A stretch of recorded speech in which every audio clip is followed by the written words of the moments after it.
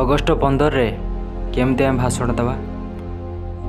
ସମ୍ମାନନୀୟ ସଭାପତି ମହୋଦୟ, ମୋର ଗୁରୁଜୀ ଓ ଗୁରୁମା ବୃନ୍ଦ, ଅନ୍ୟାନ୍ୟ ଭଦ୍ରବ୍ୟକ୍ତିଗଣ ତଥା ମୋର ସହପାଠୀ ଏବଂ ଛୋଟ ବଡ଼ ଭାଇ ଭଉଣୀମାନେ, ଆଜିକାର ଏହି 76ତମ ସ୍ୱାଧୀନତା ଦିବସରେ ମୋତେ କିଛି କହିବାକୁ ସୁଯୋଗ ମିଳିଥିବାରୁ ମୁଁ ନିଜକୁ ଧନ୍ୟ ମନେ କରୁଅଛି। କାରଣ ଏହି ଦିନ ଆମ ଦେଶ ବିଦେଶମାନଙ୍କ କବଳରୁ ସ୍ୱାଧୀନତା ଲାଭ କରିଥିଲା। ଆଜି ଆମେ ଏଠାରେ କାହିଁକି ଏକତ୍ରିତ ହୋଇଛେ ତାହା ସମସ୍ତଙ୍କୁ ଅଳ୍ପ ବହୁତ ଜଣା।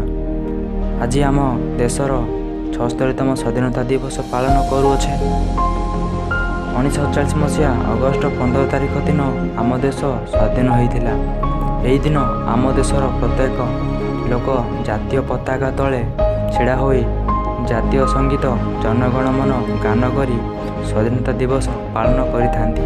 ପ୍ରାୟ 200 ବର୍ଷ ଧରି ଆମ ଦେଶକୁ ଶାସନ କରିଥିବା ଇଂରେଜମାନଙ୍କ ଅଧୀନରୁ ମୁକ୍ତ ହୋଇ ଆଜି ଆମେ ସ୍ୱାଧୀନ ଭାବେ ଜୀବନ ଅତିବାହିତ କରୁଅଛୁ। କିନ୍ତୁ ଏହି ଦିନକୁ ଦେଖିବା ପାଇଁ ଆମ ଦେଶର ସ୍ୱାଧୀନତା ସଂଗ୍ରାମୀମାନଙ୍କୁ ବହୁତ କଷ୍ଟ ସହିବାକୁ ପଡ଼ିଛି। ବହୁତ ସଂଗ୍ରାମୀମାନେ ଆମ ଦେଶ ପାଇଁ ନିଜର ପ୍ରାଣକୁ ବଳି ଚଢ଼ାଇ ଦେଇଛନ୍ତି। ଆମେ ସଦାସର୍ବଦା ସେମାନଙ୍କ ପାଖରେ ଚିରକୃତଜ୍ଞ। ଆମ ଦେଶର ସ୍ୱାଧୀନତାକୁ ବଜାଇ ରଖିବା ସହ ଆମେ ନିଜକୁ ଜଣେ ଭାରତୀୟ ନାଗରିକ ଭାବେ ଗର୍ବ କରିବା ଉଚିତ।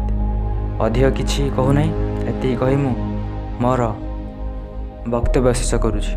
ଭାରତ ମାତା କି ଜୟ।